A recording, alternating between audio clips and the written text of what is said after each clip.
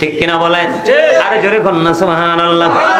বন্ধুরে আমার, আমি আপনাদেরকে বরকত নিয়ে একটু আলোচনা করি, তারপরে আমি একটু মর্মান্তিক জায়গা নিয়ে আলোচনা করব। ইমাম হুসাইনকে আল্লাহ রাব্বুল আলামিন ভালোবেসেছেন, এমন অনেক তথ্য আমি আমার সিনায় আছে, আমি আপনাদেরকে দিতে পারবো। একটা দিকে শুধু আলোচনা করলে হবে না, আমি জাস্ট কয়েকটা ঘটনা আপনাদের সামনেই তুলে ধরেছি শুধু ইমাম হুসাইনের মর্যাদা বোঝানোর জন্য। আমি প্রথমে কোরআন দিয়ে, তারপরে হাদিস দিয়ে, তারপরে বিস্তারিত কিছু ইতিহাস থেকে তথ্য, ঠিক কিনা বলেন? বন্ধুরে আমার দিকে তাকান। এই আশুরাটা অত্যন্ত বরকতের একটা মাস। এই আশুরার 10 তারিখে আদম আলাইহিস সালামকে সৃষ্টি করা হয়েছে। সুবহানাল্লাহ। ওনার দেহের মধ্যে রূহ দেওয়া হয়েছে। সুবহানাল্লাহ। ওনাকে এই দিনে ফেরেশতাদের দ্বারা সম্মানের সেজদা করানো হয়েছে। ওনাকে আদমকে ক্ষমা করে জান্নাতে পৌঁছে দেওয়া হয়েছে। সুবহানাল্লাহ। এই দিনে আদমকে মুহররমের 10 তারিখে আদম সফিউল্লাহকে জান্নাতে বন্ধু পাঠানো হয়েছে। অপরাধ করার পরে তাদেরকে জান্নাত থেকে বের করা হয়েছিল, জানেন তো এটা? আদম হাওয়া ছিল কোথায়? জান্নাতে। গন্ধম খাইতে দেরি আল্লাহ রাব্বুল আলামিন তাদেরকে অর্ডার করলেন, কুল নাহবিতু মিনহা জামিআ। আল্লাহ বললেন, you get down all from here. জান্নাত থেকে বের করে দিলেন। তারপরে কিন্তু তারা আবার ক্ষমা পাইছে। এই ক্ষমা পাওয়ার দিনটা ছিল আশুরার 10 তারিখ। সুবহানাল্লাহ। আর জোরে বলেন না সুবহানাল্লাহ। নূহ নবীজির নাম সবাই শুনেছেন। 8 জন নবী আল্লাহ রাব্বুল আলামিন 1,24,000 নবী রাসূলের মধ্যে 8 জন নবীকে আল্লাহ রাব্বুল আলামিন স্বর্গীয় উপাধি দিয়েছেন। এর মধ্যে একজন হলো আদম সফিউল্লাহ। আদম হ্যাজ বিন ফরগিভেন বাই আল্লাহ। আরেকজন হলো নূহ নাজিউল্লাহ। জোরে জোরে কোন ঠিক কিনা বলেন? নূহ ওয়াজ সেভড বাই আল্লাহ। নূহ নবীর কিস্তিতে যারা উঠেছিল তাদেরকে যাদেরকে রক্ষা করা হয়েছিল, ওই দিনটা ছিল বন্ধু মুহররমের 10 তারিখ।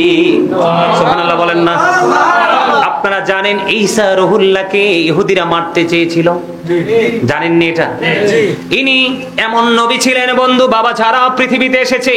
মনটা দিয়ে শোনেন, এই দিনের আজকের দিন কিন্তু শুরু হয়ে গেছে। আপনারা অলরেডি বরকতের মধ্যে দাঁড়িয়ে আছেন, নিয়ামতের মধ্যে আপনারা সবাই আছেন, আমরা সবাই আছি। যদিও সারা রাত থাকবো না, কিন্তু নিয়ামত থেকে আমরা বঞ্চিত হব না। যেরকম না সুবহানাল্লাহ। এই যে এই দিনটা ছিল বন্ধু, নূহ নবীর কিস্তি যারা উঠলো তারা বন্ধু মুক্তি পেয়ে গেল, যারা উঠলো না তারা ধ্বংস হয়ে গেল। আমার নবীজি জানিয়ে গেছেন, আমার ইমাম হুসাইন হলো নূহ নবীজির কিস্তির মতো। ওই কিস্তিতে যারা উঠবা তারাই জান্নাতি। তার মানে হুসাইনকে ভালোবাসবো যারা, তাদের জন্য জান্নাত অপেক্ষায় আছে। হুসাইনকে ভালোবাসা মানে কি? তার আদর্শ অন্তরে ধারণ করে বাস্তব জীবনে বাস্তবায়ন করা, ঠিক কিনা বলেন? আরো জোরে। ঈসা নবীজি তিনি এমন একজন নবী ছিলেন, একদিন মানে ওই আমলে ঈসা নবীর জামানায় ওনার যে কওম ছিল ওই সময়, তারা ঘরে কোনো কিছু লুকায় রাখতে পারতো না। ঈসা নবী বলে দিত। বাচ্চারা গিয়ে মা কে বলতো, ওই জায়গায় অমুক জায়গায় এটা আছে, আমাকে এটা দিতে হবে। এমনি করে করে তারা একটা পর্যায়ে জানতে পারলো, এই তথ্য তোমরা জানো কোত্থেকে? কয় ওই নবীজি আইছে ওনার কাছ থেকে। এবার তারা সবাই মিলে চিন্তা করলো, বন্ধু ঈসা রুহুল্লাহকে হত্যা করে ফেলবে। কারণ আরো অনেক ঘটনা আছে, এটা অনলাইনে আমি আলোচনা করা আছে, আপনারা অনলাইন থেকে শুনতে পারবেন। বিস্তারিত আলোচনা করা আছে ঈসা নবীকে নিয়ে। এবার কি করলো? সবাই মিলে যখন একজন নেতার নেতৃত্বে ওনাকে হত্যা করার জন্য আসলো, যে কামরার মধ্যে ছিলেন, কোন কোন কিতাবে আসছে ওনাকে জানালা দিয়ে আল্লাহ উঠিয়ে নিয়েছে, কোন কোন কিতাবের মধ্যে এসেছে ইহুদিদের হাত থেকে ওনাকে রক্ষা করেছে। সাদ পাক হয়ে গেছে, সাদ দিয়ে ওনাকে উঠিয়ে আসমানে নিয়ে গেছে। ওই আসমানে উঠিয়ে নেওয়ার দিনটা ছিল মুহররমের 10 তারিখ। জোরে জোরে বলেন না সুবহানাল্লাহ। আরেকজন নবী বন্ধু ইচ্ছে করে মৃত্যুবরণ করেছিল। ও বন্ধু, হযরত ইদ্রিস আলাইহিস সালাম। শুনছেন নি আপনারা? ইদ্রিস আলাইহিস সালামের সাথে একদিন আজরাইল আসলেন জনৈক ব্যক্তির স্রোতে। এসে বন্ধু তাদের মধ্যে কথোপকথন হলো। ও বন্ধু, ইদ্রিস নবী এমন একজন নবী ছিলেন, উনি প্রতিদিন রোজা রাখতেন। ইফতারিগুলো আসতো জান্নাত থেকে। যে ইফতারিগুলো অবশিষ্ট থাকতো আবার জান্নাতে চলে যেত। ও বন্ধু, একদিন আজরাইল আসলো জনৈক ব্যক্তির স্রোতে বন্ধুত্ব করার জন্য। লম্বা ঘটনা, এটাও বন্ধু অনলাইনে পুরো ঘটনা বিস্তারিত আলোচনা করা আছে। অনলাইন থেকে আপনারা জেনে নেবেন, শিখে নেবেন, কারণ আজকে আশুরা বরকত নিয়ে আলোচনা করছে সিম্পল ভাবে। বন্ধুরে আমার, একটুখানি বলি, ইদ্রিস আলাইহিস সালাম আজরাইলকে বললেন, আজরাইল, আমার সাথে যদি তুমি বন্ধুত্ব করতে চাও তাহলে কিছু শর্ত মানতে হবে। কই কি শর্ত বলো গো? কয় আমারে মরণ দিতে হবে। কয় আপনার তো মরণের টাইম হইছে না। কয় অর্ডার আনো। সুবহানাল্লাহ বলে না? আরে জোরে বলেন না সুবহানাল্লাহ। আমাকে একবার মরণ দিতে হবে, মৃত্যুবরণ করার পরে আমাকে আবার পুনরায় জীবিত করতে হবে, একবার জান্নাত দেখাতে হবে, আরেকবার জান্নাত দেখাতে হবে। আল্লাহ রাব্বুল আলামিন ওনাকে আসমানে উঠিয়ে নিয়েছিলেন, জান্নাত দেখিয়েছিলেন। ওই জান্নাত দেখানোর দিনটা ছিল বন্ধু এই মুহররমের 10 তারিখ। সুবহানাল্লাহ, জোরে বলেন না সুবহানাল্লাহ। বন্ধু, এই আজকে ক্যাশরাঙ্গা মিয়াজি বাড়ির মানুষ, আমার ভাই, আমার বাবারা, আমার মা বোনদেরকে বলছি গো, আজকে ঘরে চুপচাপ বসে দেখো না, হৃদয় খুলে শোনো, এই মহারমের 10 তারিখের ফজিলত কত বেশি রে। পৃথিবীর বুকে সর্বপ্রথম পানি না থাকলে কিন্তু কোনো প্রাণী বাঁচে না। জি, পৃথিবীতে সর্বপ্রথম বৃষ্টি হয়েছিল, ওই বৃষ্টি এসেছিল প্রথম মহারমের 10 তারিখ। জোরে জোরে বলুন না সুবহানাল্লাহ। তাহলে এই দিনের বরকত আছে না নাই? আরো জোরে বলেন না আছে না নাই? বন্ধু, শক্ত হয়ে থেকো না গো, হৃদয় খুলে তোমরা সবাই শোনো। আমরা সবাই কিন্তু দোয়া ইউনুস পড়ি, বিপদে পড়লে পড়ি কি করে না? বিপদ থেকে মুক্তির দোয়া জানেন না এটা? বলুন তো একটু পারেন কিনা দেখি। মাশাআল্লাহ, আলহামদুলিল্লাহ বলেন। বন্ধু, হযরতে এই নবীর নাম কি? হযরতে ইউনূস আলাইহিস সালাম। মাছে ওনাকে খেয়ে ফেলেছিল। ও বন্ধু, নাকি আবার মাছের পেট থেকে আল্লাহ রাব্বুল আলামিন দুনিয়াতে বের করেছিলেন। ওই বের হওয়ার দিনটা ছিল মুহররমের 10 তারিখ। জোরে জোরে বলেন না সুবহানাল্লাহ। আপনারা যেহেতু গাজী সুলাইমান আল কাদরিকে আজকে আপনাদের এখানে ভালোবেসে দাওয়াত দিয়েছেন, আপনাদের পছন্দের বক্তার নামে একজন নবী ছিল যার নাম হযরতে সুলাইমান আলাইহিস সালাম। নাম জানেন নি আপনারা? হযরত সুলাইমান আলাইহিস সালাম কে আল্লাহ রাব্বুল আলামিন এই মুহররমের 10 তারিখে তার রাজত্ব, তার বাদশাহী আবার পুনরায় ফিরিয়ে দিয়েছিল। তিনি এমন একজন নবী ছিলেন বন্ধু, বাতাস পর্যন্ত ওনার কথায় বন্ধু চলাফেরা করত। উনি যেই গাড়ি চলাফেরা করতেন, যে সিংহাসন নিয়ে তিনি চলাফেরা করত, এটার কোনো ড্রাইভার ছিল না, এটাতে তেল লাগতো না, কোনো মোবিল লাগতো না বন্ধু। হযরতে সুলাইমান আলাইহিস সালাম যদি বন্ধু ওই সিংহাসনে বসে ইশারা করত, বাতাস এটাকে নিয়ে ঘুরতো। এমন একজন নবী, ওনাকে রাজত্ব দিয়েছিলেন আল্লাহ মুহররমের 10 তারিখে। জোরে জোরে বলেন না সুবহানাল্লাহ। আর জোরে বলেন না সুবহানাল্লাহ। আপনার আমার প্রাণের নবী সরকারে মদিনা, ওনাকে সর্বোচ্চ মর্যাদার আসনে সমাসীন করা হয়েছিল। ওই দিনটা ছিল মুহররমের 10 তারিখ। আর জোরে বলেন না সুবহানাল্লাহ। হযরত ইয়াকুব আলাইহিস সালামের নাম তো শুনেছেন। হযরত ইয়াকুব আলাইহিস সালাম, ওনার সন্তান হারিয়ে গিয়েছিল। হযরত ইউসুফ আলাইহিস সালাম, এত সুন্দর নবী রে, যার প্রেমে জুলেখা হাত কেটে ফেলেছে খবর নাই, শুধু নবীজির চেহারার দিকে তাকায়া থাকতে থাকতে। এখন কি সেই প্রেম খুঁজে পাওয়া যায়? এই প্রেম নাই রে, এই প্রেম নাই বন্ধু, হারিয়ে গেছে পৃথিবী থেকে। এই জন্য পৃথিবীর বরকত বন্ধু নষ্ট হয়ে যাচ্ছে। বিশেষ করে বাংলাদেশে বরকত একেবারে নাই বললেই চলে। জি, আমি কি ভুল বললাম? আপনারা বলেন তো আমি কি ভুল বলছি? কোন কাজে কি বরকত আছে? মানুষের শরীরে সুস্থতা আছে? খাবার খাওয়ার পরে স্বাদ আছে? গাছের ফল কি মন মতো পাকায়া খাওয়া যায়? পুকুরের মাছ কি মন মতো স্বাদ পাওয়া যায়? সব বিনষ্ট হয়ে গেছে। এইটার জন্য দায়ী হলাম শুধু আমরা। জি, কথা বলেন না কেন? কারণ আমরা জুলুম করতে করতে জুলুমটা নিজের উপর নিয়ে এসেছি। আল্লাহ বলেছেন আল্লাহু লা ইউহিব্বুজ জালিমিন, আল্লাহ জালেমকে পছন্দ করে না। আল্লাহও বলেছেন ওমানিজ জালিমিনা মিন আনসার, জালেম যারা তারা বিপদে পড়লে তাদের জন্য আল্লাহ কোনো সাহায্যকারীও রাখে না। জোরে জোরে বলেন না নাউজুবিল্লাহ। আমরা জুলুম করব না? কথা বলেন না কেন? করব না। জুলুম যারা করেলা বন্ধু, হারাইলা দুকুল, জনম জনম কে দিও তোমার হবে না মাসুল, একবার ভেবে দেখো না তোমার কোথায় ঠিকানা, একবার ভেবে দেখো না তোমার কোথায় ঠিকানা। এখনো তো আছে সময়, এখনো তো আছে সময়, বুঝো তোমার ভুল, জনম জনম কে দিও তোমার হবে না মাসুল। এটা আমার লেখা, আমার সুর অনেক লম্বা, এটা লেখছি বর্তমান প্রেক্ষাপট মানুষের অবস্থা দেখে। কথা ঠিক না? কথা বলেন না কেন? কথা ঠিক কিনা? বন্ধুরে আমার, আমি আপনাদেরকে আরো মেসেজ দিতে চাই। বন্ধু, মুসা নবীর নাম তো শুনেছেন। মুসা কালিমুল্লাহ, আল্লাহ রাব্বুল আলামিনের সাথে কথোপকথন হতো। এক প্রেমের বন্ধন ছিল, কালিমুল্লাহ যার উপাধি, যাকে যিনি আল্লাহর সাথে কথা বলতে পারতেন এমন মর্যাদা দিয়েছেন। মুসা কালিমুল্লাহ ফেরাউনের সাথে যুদ্ধ করে বিজয় হয়েছিল। নীল নদের উপর দিয়ে মুসা কালিমুল্লাহর জন্য, তার দলের জন্য 12টা রাস্তা তৈরি হয়ে গেল, আর ফেরাউন তার দল লোহিত সাগরে আল্লাহ ডুবাইয়া মারলো। ওই দিনটা ছিল মুহররমের 10 তারিখ। Ibrahim Khalilullah, Ibrahim is the friend of Allah. Musa spoke to Allah, Musa আল্লাহর সাথে কথা বলেছেন, ইব্রাহিমকে আল্লাহ বন্ধু বলেছেন। ইব্রাহিম আলাইহিস সালাম, নমরুদ তাকে আগুনে ফেলে দিয়েছিল।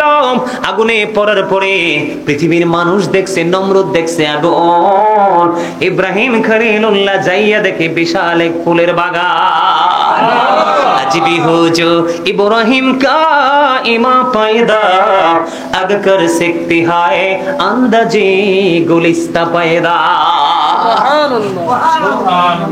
আমি ওয়াজ করতে করতে তো ক্লান্ত হইছি না, আপনারা তো ওয়াজ শুনতে শুনতে টায়ার্ড নাকি? ওয়াজে বেশি মনোযোগ? মজা লাগতেছে? আরে জোরে কার কার কাছে মজা লাগে দুইটা হাত তুলে দেখান তো। মারহাবা মারহাবা, আল্লাহ সবাইকে তুমি কবুল করে নাও, আমিন।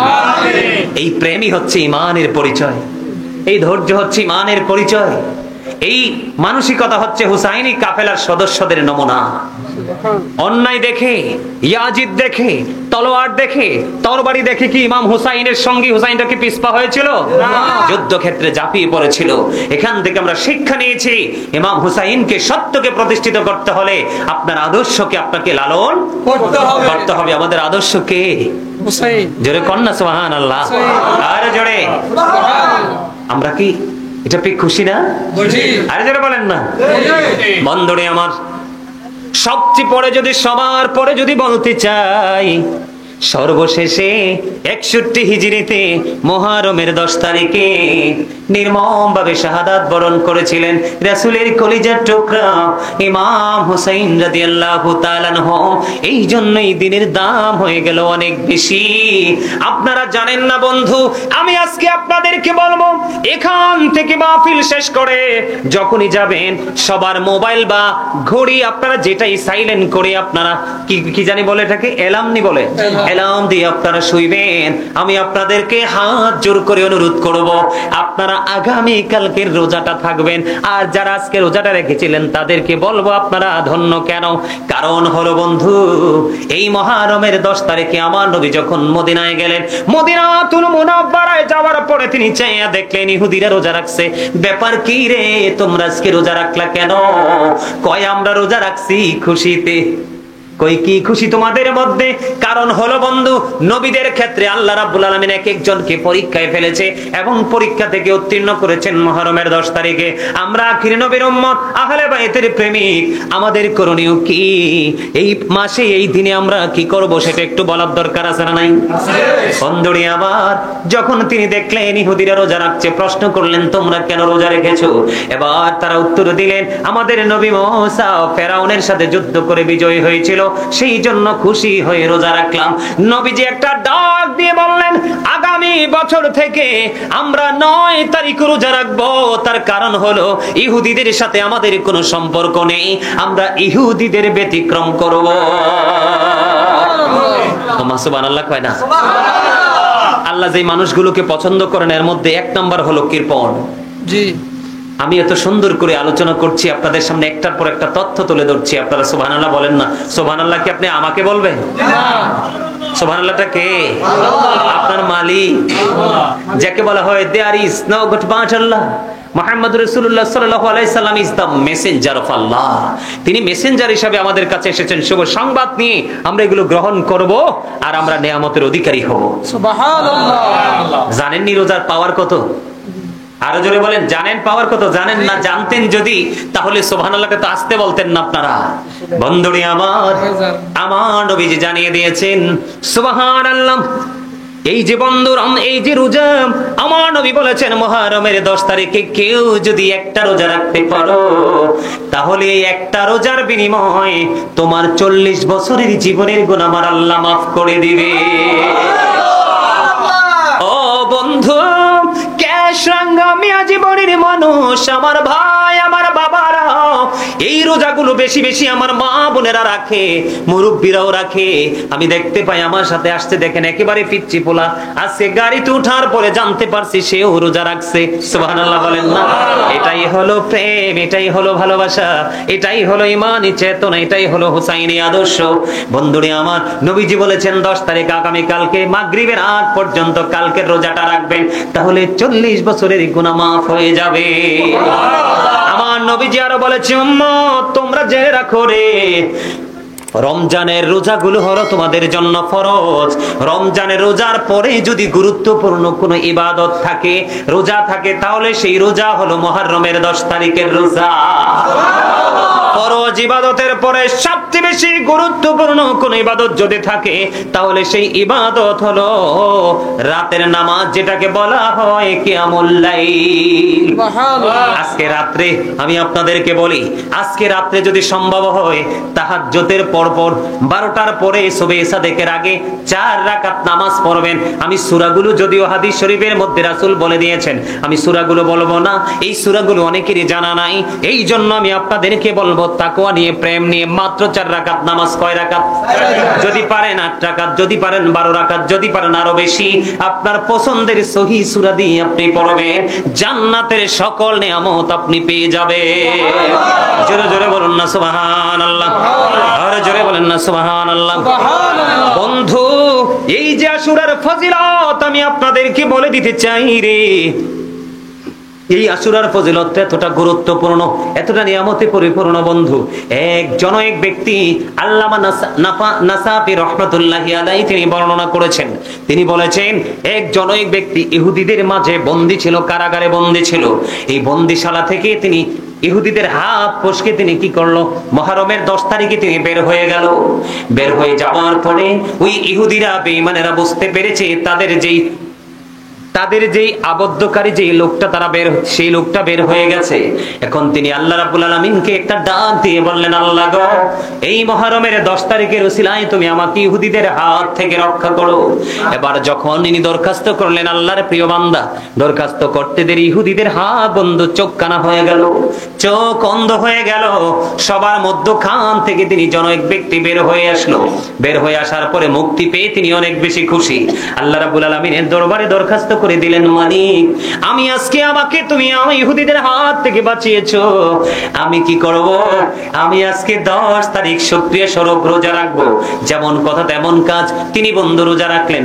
রোজা রাখার পরে ইফতারির সময় হয়ে গেল, কিন্তু ইফতারি করার মতো ওনার কাছে কিছুই ছিল না। এবার তিনি কি করলেন, ইফতারের সময় ওনার মধ্যে তন্দ্রা চলে আসলো। তন্দ্রা বুঝেননি?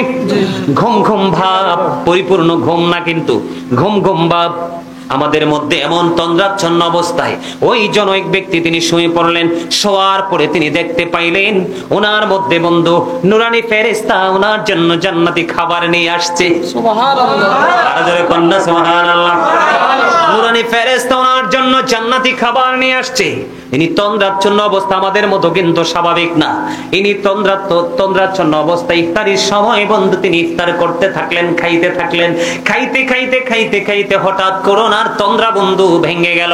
তন্দ্রা ভাঙার পরে আবার তিনি দেখতে পাইলেন উনি সত্যি সত্যি তিনি পরিতৃপ্ত।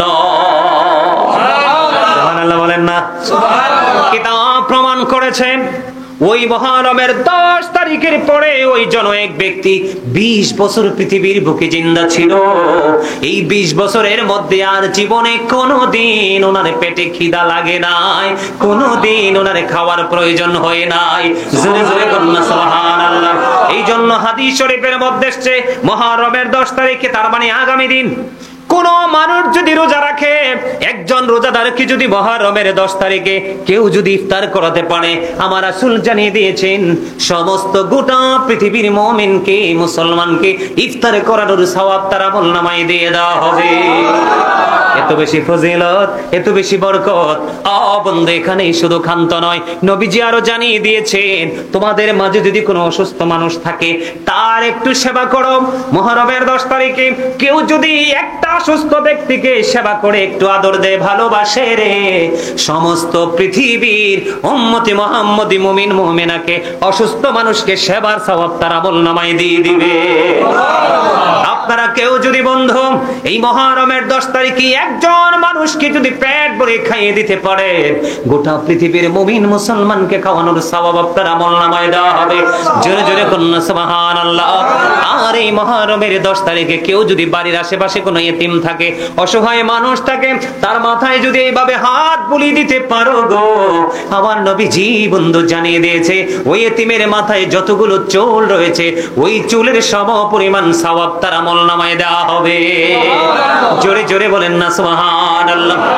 আমলগুলো আমাদের করার দরকার আছে না নাই? আরো জোরে বলেন, করার দরকার আছে না নাই?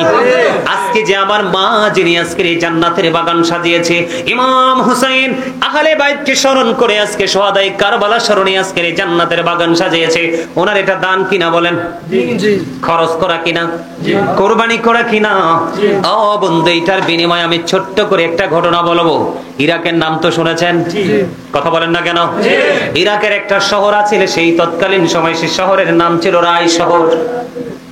ইরাকের রায় শহর, তিনি রায় শহরের বাদশা। এদিকে তাকান, মুহররমের 10 তারিখে ওনার কাছে একজন ভিক্ষুক এসে হাত পাতলেন। আমার দিকে তাকান। এখন কিন্তু আমরা ভিক্ষুককে কিন্তু ঘরের দরজা থেকে ফিরিয়ে দেই। আমাদের এই সমস্যা আছে না নাই? আছে। ভিক্ষুক যখন হাত পাতলো, ইরাকের রায় শহরের বাদশা ভিক্ষুকে ভিক্ষা দিলেন না। ভিক্ষুক একটু কষ্ট পেয়ে বন্ধু তিনি এখান থেকে সরে গেলেন। কিন্তু এই দৃশ্যটা দেখেছেন একজন খ্রিস্টান। কে? একজন খ্রিস্টান দেখেছেন। দেখার পরে ভিক্ষুক ইশারা করলেন। ভিক্ষুক যখন তার কাছে গেল, তাকে বন্ধু এই মুহররমের 10 তারিখকে সম্মান করে, এই শহাদায়ে কারবালাকে সম্মান করে বন্ধু ভিক্ষুককে সাহায্য করলেন। দিনটা চলে গেল। রাত্র যখন হলো, ওই রায় শহরের বাদশা ঘুমের ঘরে তিনি স্বপ্ন দেখতে পাইলেন সুন্দর এক মনোমুগ্ধকর এক পরিবেশ। এখানে তিনি এত সুন্দর সুন্দর বালাখানা দেখতে পাইলেন, যেই ঘর, যেই কামরাগুলো তৈরি হয়েছে, এখানকার এক একটা ইট বর্ণ এবং স্বর্ণ এবং রূপা, স্বর্ণের ইট দিয়ে বন্ধু নির্মিত এত সুন্দর জান্নাত তিনি দেখতে পাইলেন। স্বপ্ন যোগে খাওফে তিনি দেখতে পাচ্ছেন। দেখার পরে তিনি আশ্চর্য হলেন। তিনি তার জন্য আকাঙ্ক্ষা করলেন। আকাঙ্ক্ষা করতে দেরি, ওনাকে সঙ্গে সঙ্গে জানিয়ে দেওয়া হলো, এই যে জান্নাত তুমি দেখতে পাও, এই জান্নাতটা বরাদ্দ ছিল তোমার জন্য। কার জন্য? জান্নাতটা বরাদ্দ ছিল তোমার জন্য, কিন্তু তোমার কপাল পড়েছে এই জান্নাতটা তোমার থেকে কেড়ে নিয়েছে খ্রিস্টান। এবার তিনি আশ্চর্য হয়ে গেলেন। ইরাকের রায় শহরের বাদশা তিনি একটু আশ্চর্য হয়ে গেলেন। আশ্চর্য হয়ে তিনি কি করলেন? রাত্রি পার হওয়ার চিন্তা তিনি করলেন। রাত্রি যখন পার হলো, ওনার ব্যাগের মধ্যে 1 লক্ষ দিরহাম তিনি হাতে নিলেন। 1 লক্ষ দিরহামই খ্রিস্টানের বাড়ি চলে গেল।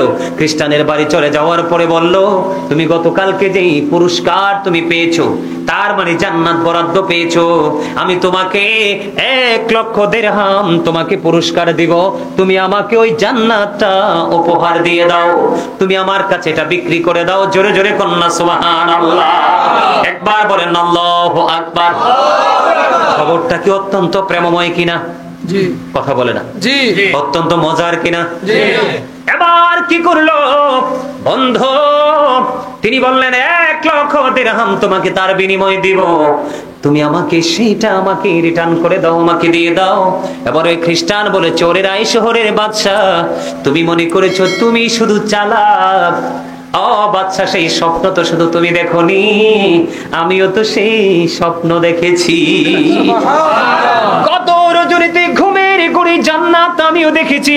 আমি যদি একজন খ্রিস্টান এই মহরমের 10 তারিখকে সম্মান করে আমি ভিক্ষুককে সাহায্য করেছি, সাহায্য প্রার্থী যিনি, তাকে আমি দিয়ে দিয়েছি, সেই খুশি হয়ে চলে গেছে, আমার আল্লাহ রাজি হয়ে গেছে। ওরে বাদশা তুমি শোনো, আমি 1 লক্ষ দিরহামের বিনিময়ে জান্নাত বিক্রি করা তো দূরের কথা, আমি একটা চৌকাটও তোমার কাছে বিক্রি করব না। তুমি শুনে যাও, আমি মধুর কালিমা পড়ে মুসলমান হয়ে গেলাম। এটা কি আশুরার ফজিলত কিনা? এটা আমাদের গর্ব করার জায়গা কিনা? আজকে কি আমাদের কি গর্বের জায়গা আছে? নাই তো, নাই নাই। দেখেন এই মহরম আসছে, খবর নাই পহেলা বৈশাখ আসলে যুবক যুবতীদের বেহায়াপনার শেষ থাকে না, বটতলিতে গিয়ে পান্তা ইলিশের জন্য পাগল হয়ে যায়, ঠিক কিনা বলেন?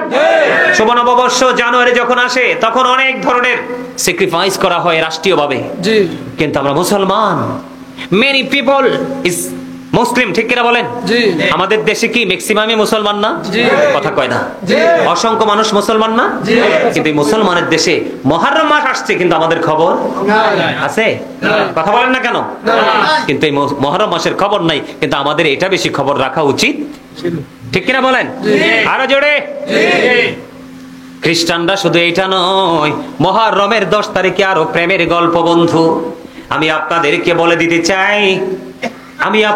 বলে দিতে চাই বন্ধু, ইমাম হুসাইনকে যখন শহীদ করা হলো, ওনার দেহ থেকে যখন মাথাটা আলাদা করা হলো, ইয়াজিদের কাছ থেকে পুরস্কারের জন্য ইয়াজিদ বাহিনী যখন রওনা দিল, পথের মধ্যে বন্ধু সন্ধ্যা হয়ে গেল। সন্ধ্যা যখন হয়ে গেল, ইয়াজিদ বাহিনী একটা তাঁবু টানিয়েছিল, তাঁবু টানিয়ে এখানে তারা বন্ধু অবস্থান করবে। পাশেই ছিল একটা খ্রিস্টানের গির্জা, খ্রিস্টানের গির্জার মধ্যে একজন খ্রিস্টান ছিল। খ্রিস্টান ডাক দিয়ে বলল, তোমরা কি নিয়ে যাচ্ছ? কয় আহলে বাইতের অন্যতম সদস্য ইমাম হুসাইনের মাথাটা। এবার ইমাম হুসাইনের কথা যখন জানতে পারলো, ওই খ্রিস্টান প্রাদ্রের অন্তরে বন্ধু মায়া লাগলো। আহারে কত বড় নিষ্ঠুর মানুষ, বন্ধু কাল হাসরের দিন তার উপায় থাকবে না। কয় আমি একটা রাত্রের জন্য ইমাম হুসাইনের পবিত্র মাথাটা আমাকে একটু দিবা, আমি মাথাটা একটা রাতের জন্য দিবা, আমি বিনিময়ে তোমাদেরকে দিব 10,000 দিরহাম। জোরে কন্না নাউজুবিল্লাহ। একবার বলেন আল্লাহু আকবার, এবার বলেন সুবহানাল্লাহ। ওই খ্রিস্টানের জন্য বন্ধু প্রেমময় খবর। দেখেন, ইয়াজিদ কিন্তু হিন্দু ছিল না, খ্রিস্টান ছিল না, বৌদ্ধ ছিল না, ইয়াজিদ ছিল মুসলমান, তবে মুনাফিক মার্কা মুসলমান। যার অন্তরে ছিল কি? তার অন্তরে ছিল একটা, মুখে ছিল আরেকটা। এখন কি আর আমরা ইয়াজিদকে মুনাফিক বলি না বেঈমান বলি? কথা বল না কেন? ইয়াজিদ বেঈমান হয়ে গেছে। ও বন্ধু, যারা যেই কাজটা যাদেরকে ভালোবাসা ফরজ, তাদের সাথে বেয়াদবি করা কুফরি। এমন বেয়াদবি করেছে, তাদেরকে চিরদিনের জন্য নিশ্চিহ্ন করে দেওয়ার চেষ্টা করেছে, শহীদ করে দিয়েছে। আসলে তো ইমাম হুসাইনের মরণ হয়নি, মূলত মরণ হয়েছে ইয়াজিদের, ঠিক কিনা বলেন? কতলে হুসাইন আসল মে মুরগি ইয়াজিদ হে, ইসলাম জিন্দা হোতা হে হর কারবালা কি বাত। ইয়াজিদের একটা নাম আছে পৃথিবীতে? নাই, কিন্তু ইমাম হুসাইন অসংখ্য পাবেন নাম। কথা বলে না কেন? ইমাম হাসান অসংখ্য পাবেন নাম। এটা কি তাদের সম্মান না, মর্যাদা না? তো ইয়াজিদের নাম, যারা ইয়াজিদের প্রশংসা করে, ইয়াজিদ পক্ষে কথা বলে, তারাও কিন্তু ইয়াজিদ নাম রাখে না। কথা বল না, ঠিক না? ঠিক। এবার বন্ধু কি করলো? ইয়াজিদ বাহিনী দেখেন কত লোভী ছিল তারা। 10,000 দিরহামের বিনিময়ে দিয়ে দিলেন ইমাম হুসাইনের মাথা। ইমাম হুসাইন রাদিয়াল্লাহু তাআলা আনহুর মাথা মোবারক যখন নিয়ে যাওয়ার পরে খ্রিস্টান